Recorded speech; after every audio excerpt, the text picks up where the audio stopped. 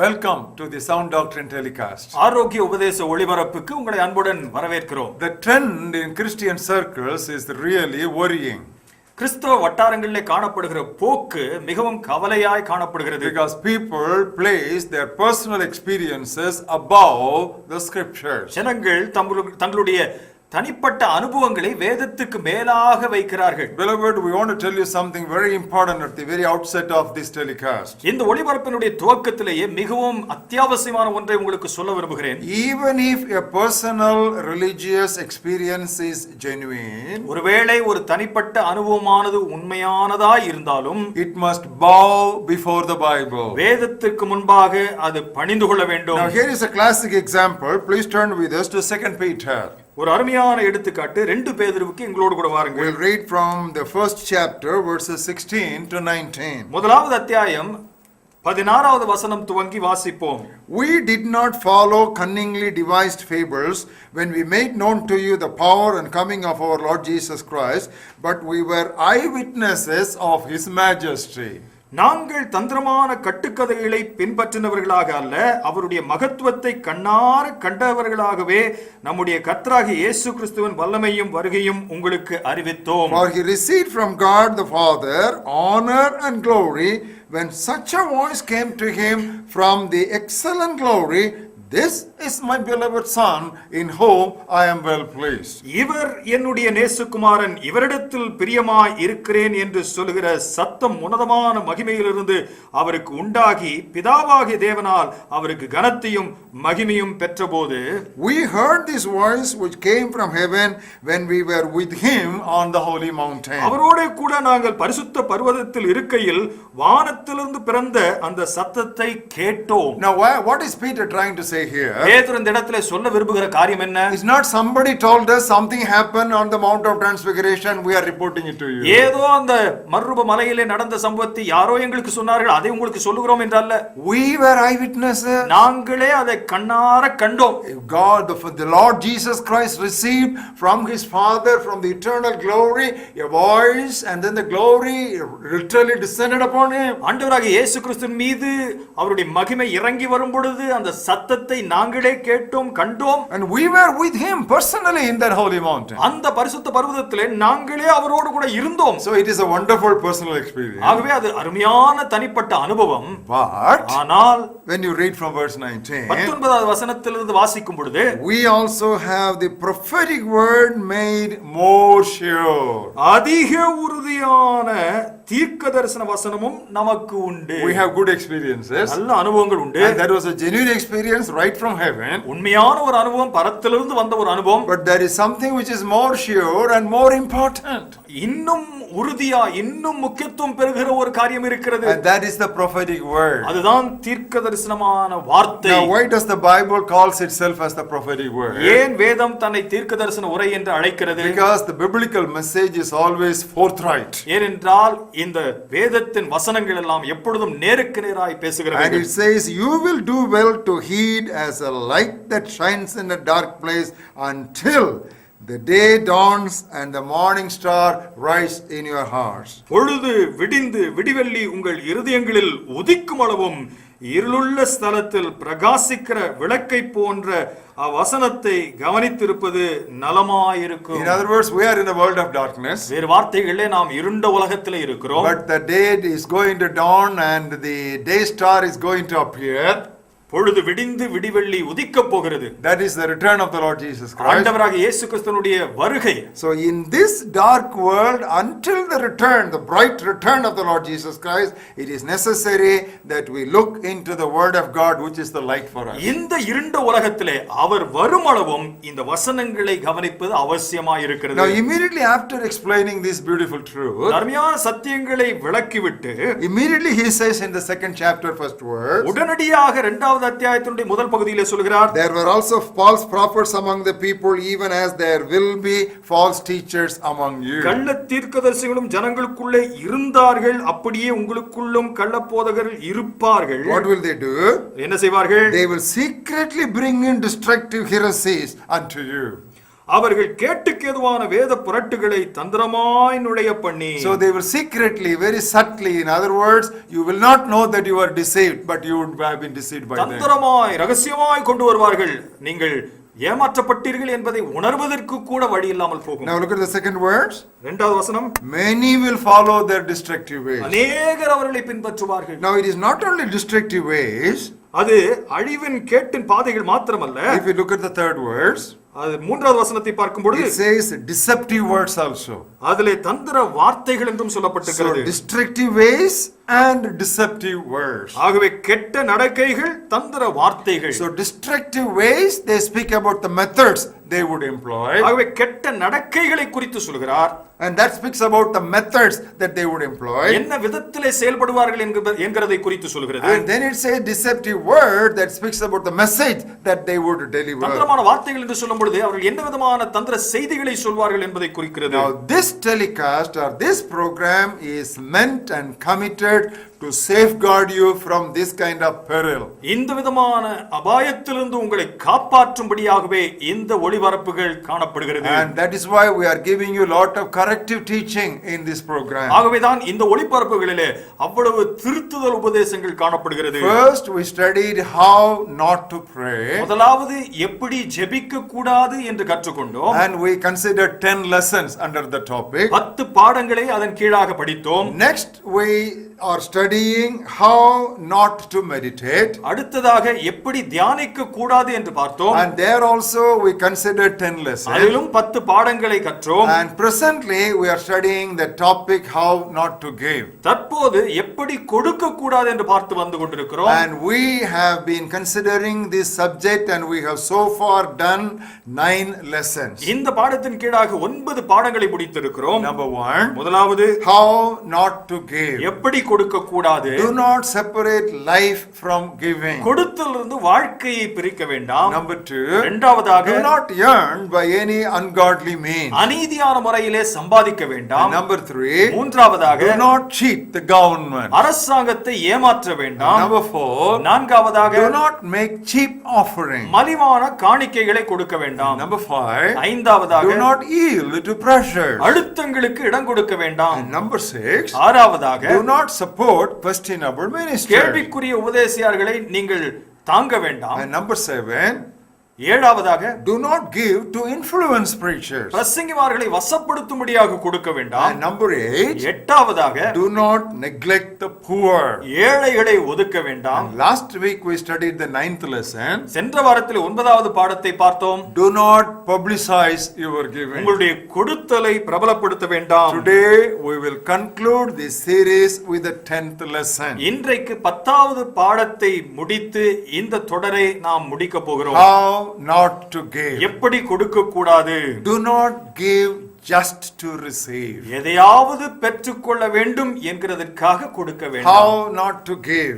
எப்படி கொடுக்க கூடாது. Do not give just to receive. எதையாகிலும் பெற்றுக்கொள்ள வேண்டும் என்கிறதற்காக கொடுக்க வேண்டாம். Strictly speaking, beloved, God does not need anything from us. உண்மையை சொல்ல வேண்டும் என்று சொன்னால் ஆண்டவருக்கு நீங்கள் கொடுக்கிறது ஒன்றும் அவசியமே கிடையாது. Now that is the teaching we have both in the Old Testament and the New Testament. பழைய ஏற்பாட்டிலும் புதிய ஏற்பாட்டிலும் இந்த போதனை தான் நமக்கு கொடுக்கப்பட்டிருக்கிறது. Take for example a sample passage in the Old Testament. பழைய ஏற்பாட்டிலே உதாரணத்துக்கு ஒரு பகுதியை எடுங்கள். Book of Psalms 50th chapter. சங்கீதம் 50 And I will read to you from verse 10 to 13. 10 இலிருந்து 13 வரை உள்ள வசனங்களை வாசிக்கிறேன். Every beast of the forest is mine and the cattle on 1,000 hills. சகல காட்டு ஜீவன்களும் பர்வதங்களில் ஆயிரமாயிரமாய் திரிகிற மிருகங்களும் என்னுடையவைகள். I know all the birds of the mountains and the wild beasts of the field are mine. மலைகளில் உள்ள பறவைகள் எல்லாம் அறிவேன். வெளியில் நடமாடுகிறவைகள் எல்லாம் என்னுடையவைகள். If I were hungry, I would not tell you. நான் பசியாயிருந்தால் உனக்கு சொல்லேன். For the world is mine and all its fullness. பூமியும் அதன் நிறைவும் என்னுடையவைகளே. Will I eat the flesh of the bulls or drink the blood of goats? நான் எருதுகளின் மாம்சம் புசித்து ஆடுகளின் ரத்தம் குடிப்பேனோ? Now this is actually a psalm of Asaph. இது ஆசாபனுடைய ஒரு சங்கீதம். So this is what God is saying. இதைதான் ஆண்டவர் சொல்கிறார். All the birds and all the animals and all that is is in the world, it is mine. மிருக ஜீவன்களும் பறவைகள் எல்லாம் இந்த உலகத்தில் இருக்கிற அனைத்தும் என்னுடையது. Why should I ask you? Why should I ask you to give me anything? நீ எனக்கு கொடுக்க வேண்டும் என்று ஏன் உன்னிடத்திலே நான் கேட்க You know, வேண்டும்? this is the Old Testament direct teaching. இது நேரடியாக பழைய ஏற்பாட்டு போதனை. And the same thing is there for us in the New Testament also. புதிய ஏற்பாட்டிலும் அதே காரியம் நமக்கு சொல்லப்பட்டிருக்கிறது. Turn with us to the 17th chapter of Acts of the Apostles. அப்போஸ்தலர் நடபடிகளினுடைய 17வது அத்தியாயத்துக்கு என்னோடு கூட பாருங்க. There we meet Apostle Paul in the city of Athens. ஏத்தன் பட்டணத்திலே அங்கே பவுலை பார்க்கிறோம். And we read verses 24 and 25. 24 25 வசனங்களை பார்க்கும் பொழுது, See, oh, beautifully he has brought out that Old Testament truth. பழைய ஏற்பாட்டு சத்தியத்தை எவ்வளவு அழகாய் கொண்டு வந்திருக்கிறார் பாருங்கள். God who made the world and everything in it, since he is Lord of heaven and earth, does not dwell in temples made with hands. உலகத்தையும் அதிலுள்ள யாவற்றையும் உண்டாக்கின தேவனானவர் வானத்திற்கும் பூமிக்கும் ஆண்டவராய் இருக்கிறபடியால் கையினால் கட்டப்பட்ட கோவில்களில் அவர் வாசம் பண்ணுகிறது இல்லை. Nor is he worshipped with men's hands as though he needed anything. He gives to all life and breath and all things. எல்லாருக்கும் ஜீவனையும் சுவாசத்தையும் சகலத்தையும் கொடுக்கிற அவர் தமக்கு யாதொன்று தேவையானது போல மனுஷர் கைகளால் பணிவிடை கொள்ளுகிறதும் இல்லை. You know, Old Testament in Psalms also we read the same thing.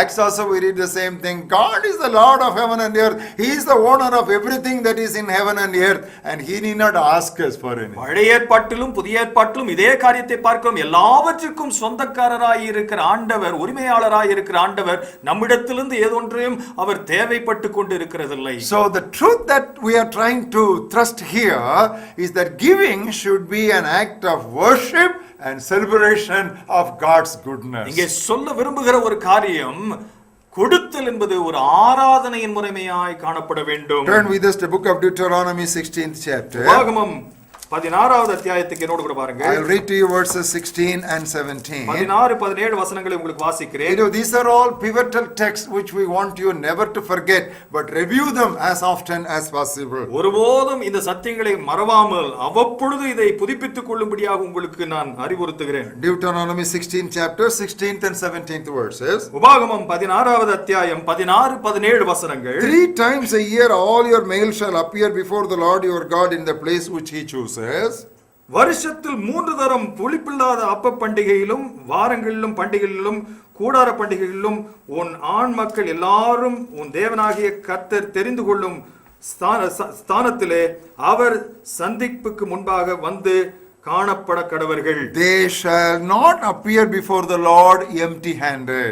அவர்கள் வெறும் கையாய் அவருக்கு முன்பாக காணப்பட வேண்டாம். Every man shall give as he is able according to the blessing the Lord your God which he has given you. தேவனாகிய கர்த்தர் உனக்கு அருளிய ஆசீர்வாதத்துக்கு தக்கதாக அவனவன் தன் தன் தகுதிக்கு ஏற்றபடி காணிக்கையை கொண்டு வர கடவன். You know, God was talking about 3 kinds of feasts here. இங்கே 3 பண்டிகைகளை குறித்து சொல்கிறார். And God says when you come to celebrate that festival, don't come empty handed. In other words, God wants giving as a part of worship and celebration. அந்த பண்டிகைகள் 3 பண்டிகைகளை சொல்லி இதை கொண்டாட வரும் பொழுது வெறும் கையாய் வர வேண்டாம், கொடுத்தலை ஒரு ஆராதனையை ஒரு தொழுகையாய் நீங்கள் செய்ய வேண்டும் என்று சொல்கிறார். That's what exactly we read also in book of Psalms 50th chapter, where God was telling that all the cattle and all the birds belong to him. சகல காட்டு ஜீவன்களும் பறவைகளும் எனக்கு சொந்தமானது என்று 50வது சங்கீதத்திலே அதையே தான் ஆண்டவர் சொல்கிறார். Now look at verse 13. Will I eat the flesh of the bulls or drink the blood of goats? நான் எருதுகளின் மாம்சத்தை புசித்து ஆட்டுக்கடாக்களின் இரத்தத்தை குடிப்பேனோ? I am not interested in all those things. இதெல்லாம் எனக்கு எந்த விருப்பம் இல்லை. But rather he says in verse 14, 14வது வசனத்திலே சொல்கிறார், offer to God thanksgiving and pay your vows to the Most High. நீ தேவனுக்கு ஸ்தோத்திர பலியிட்டு உன்னதமானவருக்கு உன் பொருத்தனைகளை செலுத்து. Oh beloved, what a beautiful truth we have here as we come to the close of this series of talks, that our giving should be an act of worship unto God. நம்முடைய கொடுத்தல் தொழுகையின் ஒரு முறைமையாய் இருக்க வேண்டும் என்று சொல்லி இந்த போதனைகளுடைய முடிவுக்கு வரும்பொழுது எத்தனை அருமையான ஒரு சிந்தையாய் காணப்படுகிறது. That's what exactly Paul was trying to remind the Philippian believers of. பிலிப்பிய விசுவாசிகளுக்கு பவுல் இதைதான் ஞாபகப்படுத்த விரும்பினார். Turn with us to book of Philippians 4th chapter. பிலிப்பியர் 4வது அத்தியாயத்துக்கு என்னோடு கூட பாருங்கள். And that was a giving church. It was a very liberal church. அது கொடுக்கிற ஒரு சபை, மிகவும் தாராளமாய் கொடுத்து வந்த ஒரு சபை. You know what he speaks about their giving? அவர்களுடைய கொடுத்தலை குறித்து என்ன சொல்கிறார் தெரியுமா? Indeed, I have all and abound, I am full, having received from Epaphroditus the things which were sent from you, a sweet smelling aroma, an acceptable sacrifice, well pleasing unto God. எல்லாம் எனக்கு கிடைத்தது, பரிபூர்ணமும் உண்டாயிருக்கிறது. உங்களால் அனுப்பப்பட்டவைகளை சுகந்த வாசனையும் தேவனுக்கு பிரியமான உகந்த பலியுமாக எப்பாப்ரதித்துவின் கையில் வர பெற்றுக்கொண்டேன் என்று சொல்கிறார். He talks about sweet smelling aroma. அவர் சுகந்த வாசனையான பொருளாய் அதை சொல்கிறார். And he says it is an acceptable service. அது ஏற்றுக்கொள்ளக்கூடிய ஒரு பணிவிடை என்று சொல்கிறார். And he says it is well pleasing unto God. அது தேவனுக்கு திருப்தி அடைந்ததாய் காணப்படுகிறது. It was exactly the spirit and attitude of that woman who broke that costly perfume bottle and poured it on Jesus. அந்த பரிமள தைல புட்டியை உடைத்து இயேசுவின் பாதத்திலே ஊற்றி விட்டாலே அதே போன்ற ஒரு செயல்தான் இது. Now what did Jesus tell about that? இயேசு அவளை குறித்து என்ன சொன்னார்? Turn with us to Mark's Gospel 14th chapter. Mark 14வது அத்தியாயத்துக்கு என்னோடு கூட வாருங்கள். All these are spread all over the scripture, so we cannot ever mistake this truth. இவைகள் வேதம் எங்குமாய் பரவி காணப்படுகிற சத்தியங்கள். இவைகளை ஒருபோதும் நம்மால் ஒதுக்கவே முடியாது. The disciples were criticizing her. அந்த சீஷர்கள் இவளை குறை சொல்லிக் கொண்டிருக்கிறார்கள். What did Jesus say? இயேசு என்ன சொன்னார்? Mark 14 and the 6th verse. Mark 14 6வது வசனம். But Jesus said, let her alone. Why do you trouble her? She has done a good work for me. இயேசு அவர்களை நோக்கி, அவளை விட்டுவிடுங்கள், ஏன் அவளை தொந்தரவுபடுத்துகிறீர்கள்? என்னிடத்தில் நற்கிரியையை செய்திருக்கிறார். Now what was that good work she has done? நற்கிரியை என்ன? Look at the 8th verse. 8வது வசனத்தை பாருங்கள். She has done what she could. இவள் தன்னால் இயன்றதை செய்தாள். She has come beforehand to anoint my body for burial. நான் அடக்கம் பண்ணப்படுவதற்கு எத்தனமாக என் சரீரத்தில் தைலம் பூச முந்திக் கொண்டாள். She came early. அவள் முந்திக் கொண்டாள். There were a few other ladies, but they came too late. ஒரு சில ஸ்திரீகள் இருந்தார்கள், அவர்கள் சற்று தாமதமாக வந்து விட்டார்கள். They wanted to give those ointment and perfume to Jesus after he died. But this woman did it before he died. அவர்களோ இயேசு மரித்த பிறகு அந்த தைலத்தையும் பரிமளத்தையும் ஊற்ற விரும்பினார்கள். இவளோ இயேசு மரிப்பதற்கு முன்பாகவே ஊற்றி விட்டார். Now what happened? They did not even get that dead body. அவர்களுக்கு என்ன நடந்தது? அவர்கள் சென்று பார்க்கும் பொழுது சடலம் கூட அங்கு இல்லை. Beloved, we want to tell you something. If giving is an act of worship, we will not delay our giving. What we can do today, we will do it today itself. அருமையானவர்களே, கொடுத்தல் ஒரு ஆராதனை என்று சொன்னால் அதில் எந்த தாமதமும் வேண்டாம். இன்றைக்கு செய்ய முடியுமேயானால் இன்றைக்கே செய்து விடுவோம். Now the Old Testament and New Testament, I want to just show you some difference in this matter. இந்த காரியத்தை குறித்து பேசும் பொழுது பழைய ஏற்பாட்டிலும் புதிய ஏற்பாட்டிலும் இருக்கிற வித்தியாசத்தை உங்களுக்கு விளக்கி காண்பிக்க விரும்புகிறேன். The Jews in the Old Testament were oscillating very much in their faith. பழைய ஏற்பாட்டிலே காணப்பட்ட யூதர்கள் அவருடைய விசுவாசத்திலே மிகவும் அலைமோதிக் கொண்டிருந்தார்கள். One day they will say Jehovah, Jehovah, Jehovah. ஒரு நாள் யெகோவா யெகோவா யெகோவா என்று சொல்லிக் கொண்டிருப்பார்கள். The very next day they would start shouting Baal, Baal, Baal. அடுத்த நாளே பாகால் பாகால் பாகால் என்பார்கள். Even if there is a little delay for Moses to come down from the mountain, immediately they will make a golden calf and they will say, you are the God which led us away from Egypt. சற்று மோசே மலைப்பர்வதத்திலிருந்து இறங்கி வருவதற்கு தாமதமாய் இருக்குமேயானால் உடனடியாக ஒரு கன்றுக்குட்டியை பொன்னினால் செய்து இதுதான் எங்களை இஸ்ரவேலிலிருந்து நடத்தி வந்த தேவன் என்று சொல்வார். Unimaginable, isn't it?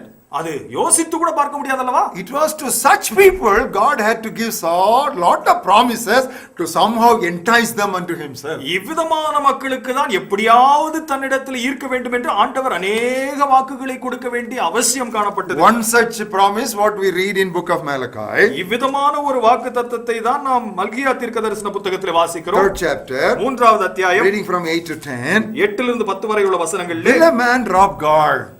மனுஷன் தேவனை வஞ்சிக்கலாமா? Yet you have robbed me.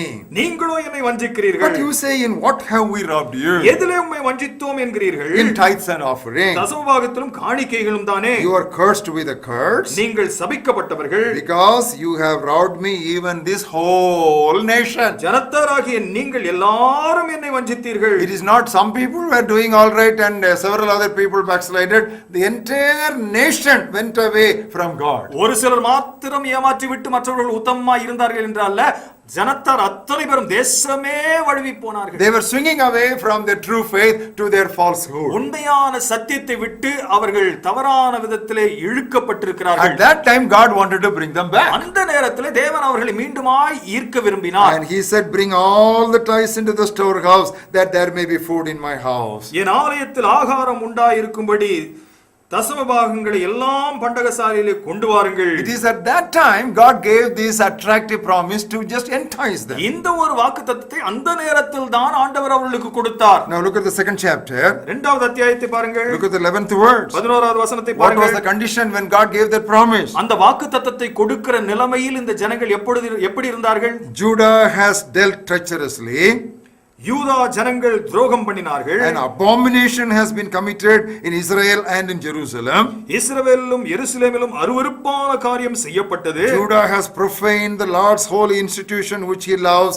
He has married the daughter of a foreign god. கர்த்தர் சிநேகிக்கிற பரிசுத்தத்தை யூதா ஜனங்கள் பரிசுத்த குலைச்சலாக்கி அந்நிய தேவதையின் குமாரத்திகளை விவாகம் பண்ணினார்கள். In other words, they went away from their basic faith to idol worship. மறு வார்த்தைகளிலே அவர்களுடைய அடிப்படையான விசுவாசத்தை விட்டு அவர்கள் விக்கிரக ஆராதனைக்கு வடிவி விட்டார்கள். Beloved, what God spoke to such people cannot become the standard for us in the New Testament. இவ்விதமான மக்களுக்கு ஆண்டவர் பேசின வாக்குகள் எல்லாம் இன்றைக்கு நம்முடைய தரமாக வைத்து விட முடியாது. Even the blessings what God promised unto them were all material, physical blessings. அவர்களுக்கு ஆண்டவர் கொடுத்த வாக்குத்தத்தங்களும் கூட ஆசீர்வாதங்களும் கூட அது உலக பிரகாரம் பொருள் சார்ந்த ஆசீர்வாதங்களே.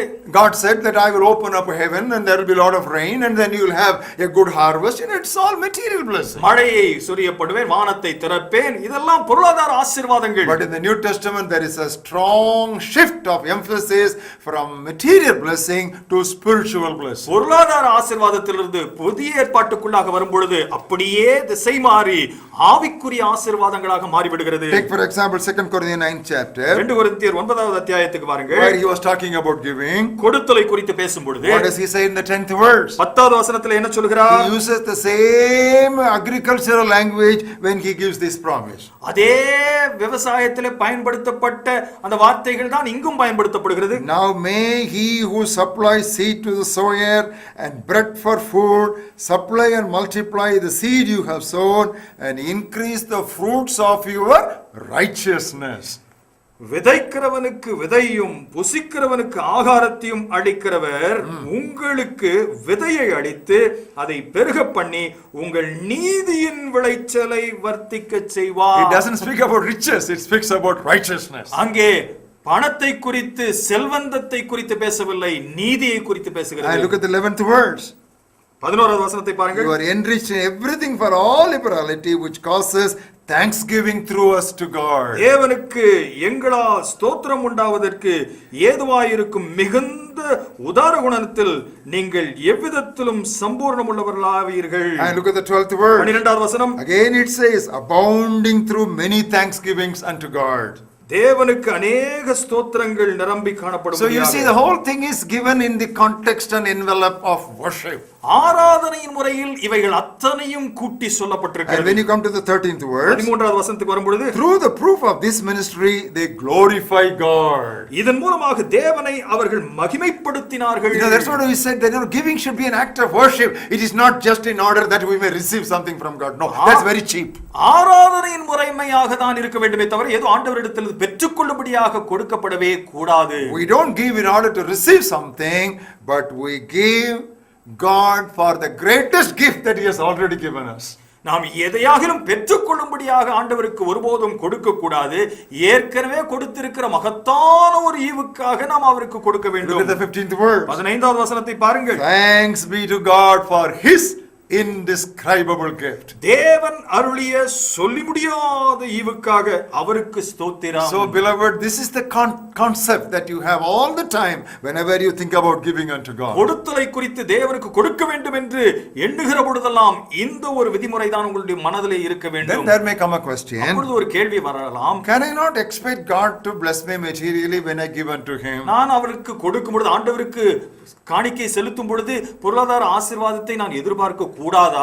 You can expect God to meet your basic needs. உங்களுடைய அடிப்படை தேவைகள் சந்திக்கப்பட நியாயமா எதிர்பார்க்கலாம். But eternity consciousness must stand above earthly mindedness. ஆனால் பூலோக சிந்தையை பார்க்கிலும் நித்திய சிந்தை மேலோங்கி நிற்க வேண்டும். We'll give you 3 verses and emphasize how Jesus wanted us to have the eternity in mind whenever we were talking about giving. எப்பொழுதெல்லாம் கொடுத்தலை குறித்து பேசுகிறோமோ நித்தியத்தை மனதில் கொண்டிருக்க வேண்டும் என்கிறதற்கு ஆதாரமாக 3 வசனங்களை சொல்கிறேன். Book of Matthew 6th chapter மத்தேயு 19-21. 19 இலிருந்து 21 வரையிலும் வாசிக்கிறேன். Do not lay up for yourself treasures on earth where moth and rust destroy, where thieves break in and steal. பூமியிலே உங்களுக்கு பொக்கிஷங்களை சேர்த்து வைக்க வேண்டாம், இங்கே பூச்சியும் துருவும் அவைகளை கெடுக்கும், இங்கே திருடனும் கண்ணமிட்டு But திருடுவார்கள். lay up for yourself treasures in heaven. பரலோகத்திலே உங்களுக்கு பொக்கிஷங்களை சேர்த்து வையுங்கள். Now come to Luke's Gospel, இங்கே லூக்கா சுவிசேஷத்துக்கு வாருங்கள். 16th chapter, 16வது அத்தியாயம் and look at the 9th verse.